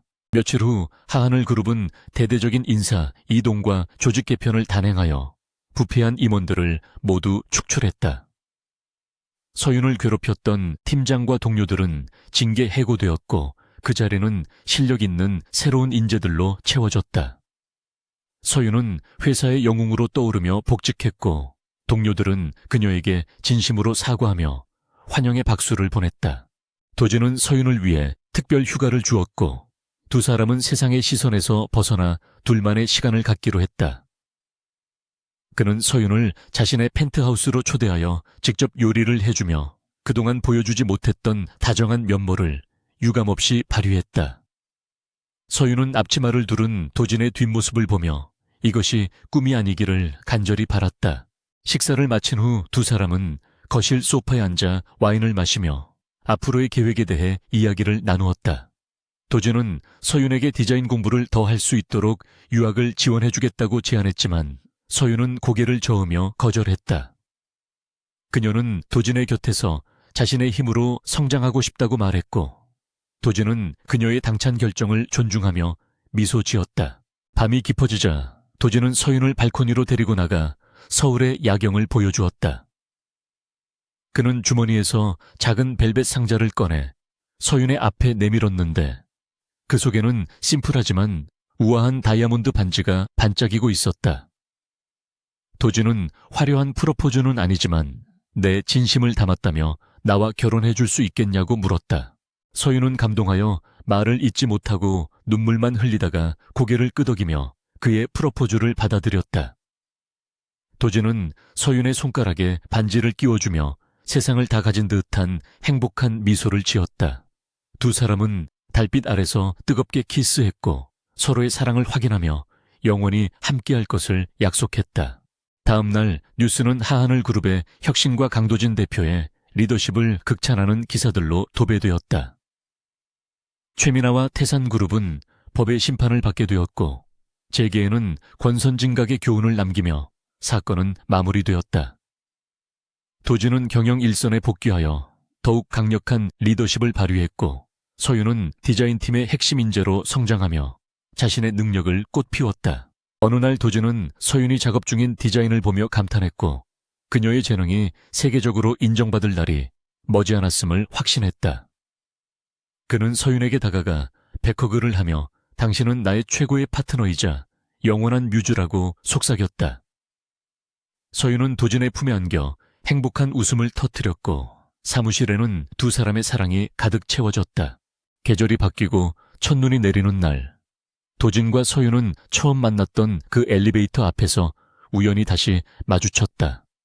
그들은 서로를 보며 웃음을 터뜨렸고 그때의 기억을 떠올리며 추억에 잠겼다. 도진은 서윤의 손을 잡고 엘리베이터에 올랐고 문이 닫히자 두 사람만의 세상이 펼쳐졌다. 도진은 서윤에게 오늘 밤 특별한 곳에 가자고 제안했고 서윤은 기대에 찬 눈빛으로 어디냐고 물었다. 도진은 비밀이라며 윙크를 했고 서윤은 그의 장난스러운 모습에 가슴이 설레었다. 엘리베이터가 올라가는 동안 도진은 서윤을 사랑스러운 눈빛으로 바라보며 지금 이 순간이 영원히 멈추기를 바랐다. 그날 밤 도진이 서윤을 데리고 간 곳은 그들이 처음으로 마음을 확인했던 강원도의 별장이었다.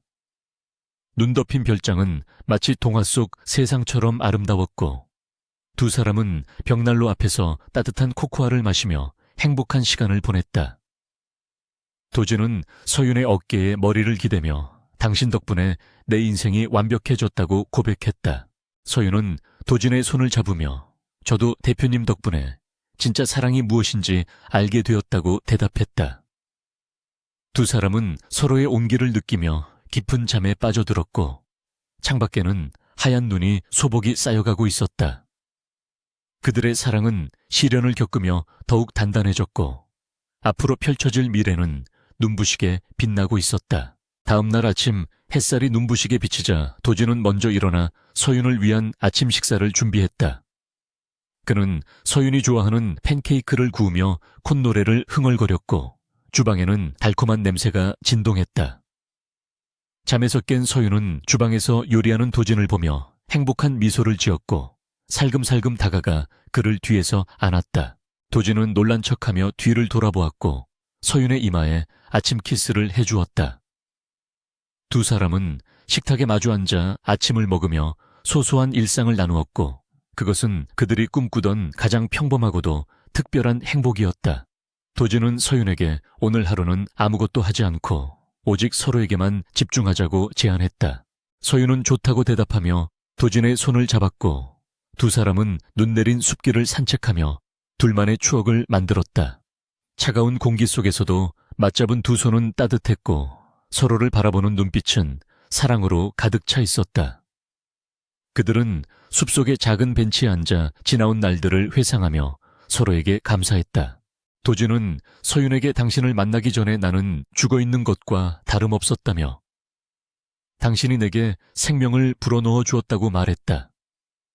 서윤은 눈시울을 붉히며 저 역시 대표님을 만나서 다시 태어난 기분이라고 대답했다. 두 사람은 서로를 꼭 껴안으며 이 행복을 절대 놓치지 않겠다고 다짐했다. 산책을 마치고 돌아오는 길에 도진은 서윤을 업어주며 장난을 쳤고 숲속에는 두 사람의 웃음소리가 울려 퍼졌다. 그들은 마치 어린아이들처럼 순수하고 해맑은 모습이었고 세상의 어떤 근심 걱정도 그들을 방해할 수 없었다. 별장에 도착한 두 사람은 눈사람을 만들며 즐거운 시간을 보냈고 그 모습은 한 폭의 그림처럼 아름다웠다. 저녁이 되자 도진은 서윤을 위해 작은 이벤트를 준비했는데 거실 가득 촛불을 켜고 그녀가 좋아하는 노래를 직접 피아노로 연주해 주었다. 서윤은 도진의 연주에 감동하여 눈물을 흘렸고 도진은 연주를 마친 후 그녀에게 다가가 눈물을 닦아주었다. 그는 세상에서 가장 행복한 여자가 되게 해주겠다고 약속하며 그녀를 안아주었다. 계절이 바뀌어 어느덧 따스한 봄바람이 불어오는 4월이 되었고 하하늘 그룹의 분위기는 예전과 완전히 달라져 있었다. 지난 겨울을 강타했던 거대한 스캔들과 경영권 분쟁은 오히려 그룹을 더욱 단단하게 만드는 계기가 되었다. 강도진 대표의 과감한 개혁 덕분에 사내에는 능력 중심의 공정한 문화가 자리 잡았고 직원들의 표정에는 활기가 넘쳤다. 그 변화의 중심에는 언제나 묵묵히 자신의 자리를 지키며 실력으로 인정받은 한서윤이 있었다. 서윤은 이제 신입 사원 딱지를 떼고 파격적인 승진을 거듭하여 디자인팀의 최연소 팀장 자리에 올라 있었다. 처음에는 도진의 연인이라는 이유로 색안경을 끼고 보던 사람들도 이제는 그녀의 탁월한 감각과 성실함에 고개를 숙였다. 그녀는 매일 야근을 불사하며 새로운 프로젝트를 성공적으로 이끌었고 도진의 후광이 아닌 자신의 이름 석자로 당당하게 서기 위해 끊임없이 노력했다. 오후 6시가 되자 사무실의 자동 소등 시스템이 작동했고 직원들은 하나둘씩 퇴근 준비를 서둘렀다. 예전 같으면 상사의 눈치를 보며 자리를 지켰을 테지만 도진이 도입한 워라밸 정책 덕분에 정시 퇴근이 당연한 문화가 되었다. 서윤은 팀원들에게 웃으며 인사를 건네고 자신의 가방을 챙겨 로비로 향했는데 그녀의 발걸음은 그 어느 때보다 가벼웠다. 로비 앞에는 검은색 세단 대신 도진이 직접 운전하는 은색 스포츠카가 대기하고 있었고 그는 운전석 창문을 내리고 서윤을 향해 손을 흔들었다. 직원들은 두 사람의 다정한 모습을 흐뭇하게 바라보며 지나갔고 이제 그들의 연애는 사내에서 가장 부러움을 사는 로맨스가 되었다. 서윤은 조수석에 올라타며 도진에게 밝게 웃어 보였고 도진은 자연스럽게 그녀의 손을 잡고 깍지를 꼈다. 오늘 저녁은 도진의 본가에서 식사가 예정되어 있었기에 서윤은 조금 긴장한 듯 연신 거울을 보며 옷매무새를 다듬었다. 도진의 아버지는 처음에는 서윤을 탐탁지 않게 여겼으나 도진이 서윤을 만난 후 불면증을 고치고 경영자로서 더욱 성숙해진 모습을 보이자 결국 두 사람의 관계를 인정했다. 도진은 긴장한 서윤의 손등을 부드럽게 문지르며 걱정할 것 없다고 안심시켰다. 도진의 본가는 높은 담벼락으로 둘러싸인 성북동의 대저택이었지만 예전처럼 차갑고 위압적인 분위기는 많이 사라져 있었다. 현관에 들어서자 도진의 어머니가 직접 나와 두 사람을 맞이했고 서윤의 손을 잡으며 따뜻하게 반겨주었다. 식사 자리는 화기애애했고 무뚝뚝하던 도진의 아버지도 서윤이 건넨 건강식품 선물에 헛기침을 하며 고맙다는 표현을 했다. 식사가 끝난 후 도진은 부모님 앞에서 정식으로 서윤과의 결혼 계획을 발표했다. 그는 화려하고 보여주기식인 호텔 결혼식 대신 교회의 작은 성당에서 가까운 지인들만 초대해 조용히 식을 올리고 싶다고 말했다. 도진의 어머니는 재벌가의 관리에 어긋난다며 잠시 난색을 보였지만 아들의 확고한 의지와 서윤의 진심 어린 설득에 결국 고개를 끄덕였다. 결혼 준비는 일사천리로 진행되었고 두 사람은 바쁜 업무 와중에도 틈틈이 시간을 내어 함께 드레스를 고르고 청첩장을 만들었다. 도진은 서윤이 웨딩드레스를 입고 커튼 뒤에서 나왔을 때 그녀의 눈부신 아름다움에 말을 잇지 못하고 멍하니 바라보았다. 화려한 보석이나 장식 없이 심플한 실크 드레스였지만 서윤의 청순하고 우아한 매력을 돋보이게 하기에는 충분했다. 결혼식 전날 밤 도진은 잠을 이루지 못하고 테라스에 나와 밤하늘을 올려다보며 지난 날들을 회상했다. 차가운 기계처럼 살았던 자신의 인생에 서윤이라는 봄 햇살이 비치기 시작했던 그 순간부터 지금까지의 모든 일들이 주마등처럼 스쳐 지나갔다. 그는 내일이면 그녀가 법적으로나 정서적으로나 완벽하게 자신의 아내가 된다는 사실에 가슴 벅찬 설렘을 느꼈다. 마침내 결혼식 당일이 밝았고 날씨는 두 사람의 앞날을 축복하듯 구름 한 점 없이 맑고 화창했다. 교회의 작은 성당은 싱그러운 꽃장식으로 꾸며져 있었고 하객들은 두 사람을 진심으로 아끼는 가족과 친구들 그리고 회사 동료들로만 채워졌다. 웅장한 오케스트라 대신 현악 사중주의 잔잔한 선율이 울려 퍼지며 식이 시작되었다. 도지는 턱시도를 입고 제단 앞에 서서 신부 입장을 기다렸는데 그의 심장은 터질 듯이 요동치고 있었다. 문이 열리고 서윤이 아버지의 손을 잡고 들어오자 하객들은 일제히 환호와 박수를 보냈다. 햇살을 받아 반짝이는 서윤의 모습은 마치 천사가 강림한 듯 아름다웠고 도진의 눈에는 뜨거운 눈물이 고였다. 서유인이 도진의 앞에 서자 도진은 장인어른에게 깊이 고개 숙여 인사하고 그녀의 손을 조심스럽게 건네받았다. 두 사람은 서로의 눈을 바라보며 영원한 사랑을 맹세하는 혼인 서약서를 낭독했다. 그들의 목소리는 떨렸지만 그 안에 담긴 진심은 그 어떤 웅변보다 강력하게 사람들의 마음을 울렸다. 반지를 교환하고 도진이 서윤에게 입을 맞추는 순간 성당의 종소리가 울려 퍼지며 두 사람의 새로운 시작을 알렸다. 하객들은 꽃잎을 뿌리며 축하해 주었고 도진과 서윤은 서로를 꼭 껴안으며 세상에서 가장 행복한 미소를 지었다. 그것은 재벌가의 화려한 정략 결혼이 아닌 오직 사랑으로 맺어진 진정한 결합이었다. 신혼여행은 도진이 서윤을 위해 특별히 준비한 남태평양의 작은 섬으로 떠났다. 에메랄드빛 바다와 하얀 모래사장이 펼쳐진 그곳에서 두 사람은 세상의 시선에서 완전히 벗어나 온전히 서로에게만 집중할 수 있었다. 그들은 하루 종일 수영을 하고 맛있는 음식을 먹으며 그동안 쌓였던 피로를 씻어냈다. 밤이 되면 그들은 해변에 누워 쏟아지는 별들을 바라보며 미래에 대한 이야기를 나누었다. 도진은 서윤에게 당신을 만나기 전에 나는 부유했지만 가난한 사람이었다고 고백했다. 서윤은 도진의 가슴에 머리를 기대며 이제는 제가 당신의 빈자리를 모두 채워주겠다고 약속했다. 서울로 돌아온 두 사람은 도진의 펜트하우스에서 신혼생활을 시작했는데 집안의 분위기는 예전과 180도 달라져 있었다. 차가운 모노톤이었던 인테리어는 서윤의 손길이 닿아 따뜻한 파스텔 톤으로 바뀌었고 곳곳에 화분과 아기자기한 소품들이 놓여 생기를 더했다. 텅 비어있던 냉장고는 신선한 식재료들로 가득 찼고 주방에서는 항상 맛있는 냄새가 풍겼다. 도진은 퇴근하면 곧장 집으로 달려와 앞치마를 두르고 서윤과 함께 저녁을 준비하는 것을 가장 큰 낙으로 삼았다. 그는 서윤이 끓여주는 김치찌개를 가장 좋아했는데 그것은 최고급 레스토랑의 요리보다 훨씬 더 깊고 따뜻한 맛이 났다. 두 사람은 식탁에 마주 앉아 소소한 하루의 일과를 나누며 웃음꽃을 피웠다. 어느 날 밤 도진은 서재에서 업무를 보다가 인기척이 없어 안방으로 들어갔는데 서윤이 침대에서 곤히 잠들어 있었다. 그는 침대맡에 앉아 서윤의 잠든 얼굴을 한참이나 바라보았는데 그녀의 긴 속눈썹과 고른 숨소리가 그에게는 세상 어떤 명화보다 아름답게 느껴졌다.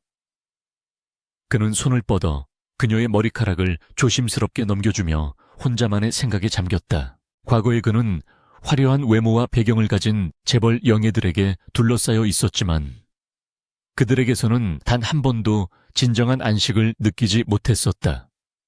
그들은 도진의 배경과 돈을 원했을 뿐 도진이라는 사람 자체를 봐주지 않았기 때문이다. 하지만 지금 자신의 눈앞에 잠들어 있는 이 순진하고 귀여운 여자는 오로지 강도진이라는 남자 하나만을 바라보며 자신의 모든 것을 내던졌다. 도진은 서윤의 이마에 가볍게 키스하며 당신이 내 곁에 있어서 정말 다행이라고 속삭였다. 서윤은 꿈결에도 도진의 목소리를 들었는지 입가에 옅은 미소를 띠며 몸을 뒤척였다. 도진은 그녀의 옆에 누워 그녀를 품에 안았고 익숙한 비누 향기를 맡으며 깊은 잠에 빠져들었다. 이제 그에게 불면증은 먼 옛날의 이야기일 뿐이었다. 시간은 빠르게 흘러 결혼 3주년이 되었고 두 사람 사이에는 사랑스러운 딸이 태어났다. 아이는 도진의 눈매와 서윤의 미소를 쏙 빼닮아 보는 이들로 하여금 절로 미소를 짓게 만들었다. 도진은 밖에서는 냉철한 카리스마를 가진 회장이었지만 집에서는 딸 바보가 되어 아이의 재롱에 꼼짝 못하는 평범한 아빠였다. 주말이면 세 식구는 가까운 공원으로 나들이를 갔는데 도진이 한 손에는 아이를 안고 다른 한 손으로는 서윤의 손을 잡고 걷는 모습이 종종 목격되었다. 사람들은 그들을 보며 진정한 행복이 무엇인지 깨닫곤 했다.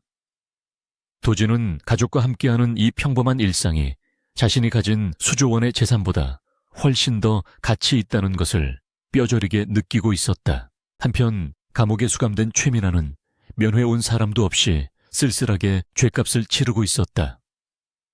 그녀는 좁은 감방 안에서 뉴스를 통해 도진과 서윤의 행복한 모습을 접할 때마다 질투와 후회로 몸부림쳤다. 하지만 그녀가 깨진 독에 물을 붓듯 탐욕을 부리는 동안 서윤은 진심으로 사람을 대하고 사랑을 베풀었기에 승리할 수 있었던 것이다. 하하늘 그룹은 도진의 리더십 아래 글로벌 기업으로 성장했고 사회공헌 활동에도 앞장서며 국민들의 존경을 받는 기업이 되었다. 서윤 역시 자신의 브랜드를 런칭하여 디자이너로서 큰 성공을 거두었지만 그녀는 언제나 겸손함을 잃지 않았다. 두 사람은 바쁜 일정 속에서도 서로를 위한 시간을 최우선으로 두며 변함없는 사랑을 이어갔다. 비가 내리는 어느 날, 저녁 도진은 야근을 마치고 집으로 돌아와 창가에 서서 내리는 비를 바라보았다.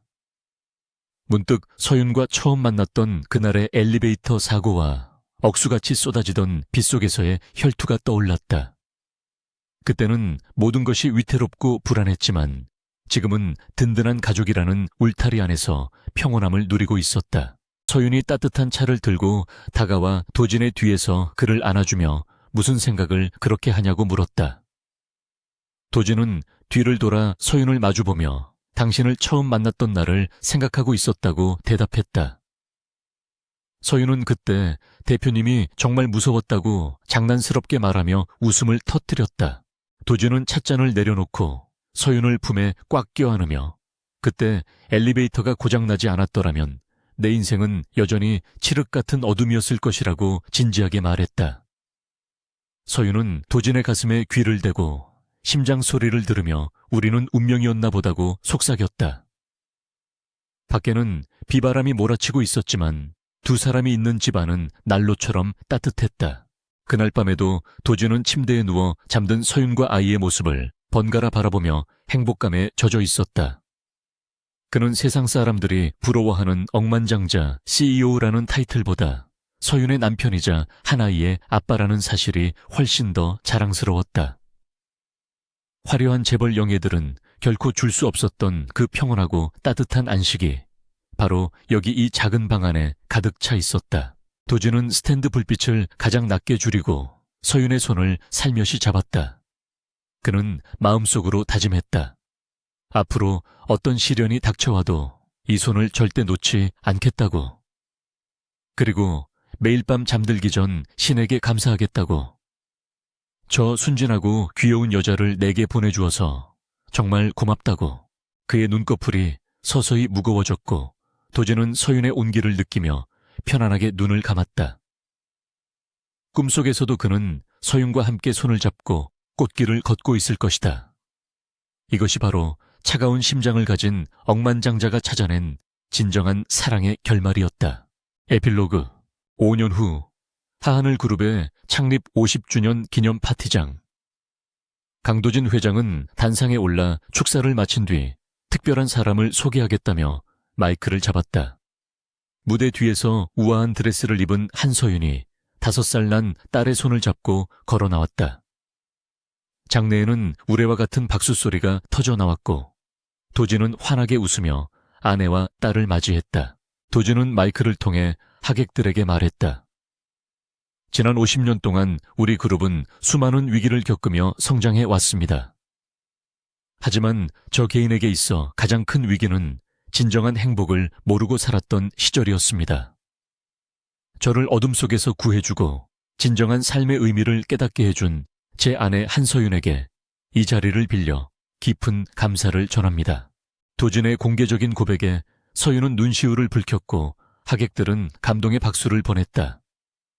파티가 끝나고 돌아가는 차 안에서 딸아이가 도진의 무릎에 앉아 아빠는 엄마가 그렇게 좋냐고 물었다. 도진은 아이의 볼에 뽀뽀를 해주며 세상에서 제일 좋다고 대답했다.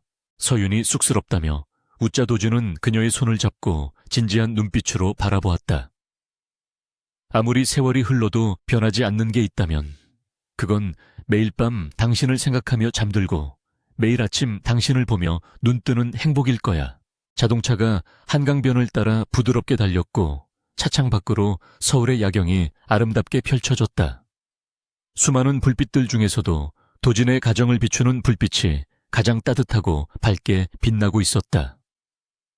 억만장자 CEO는 더 이상 화려한 것들을 쫓지 않았다.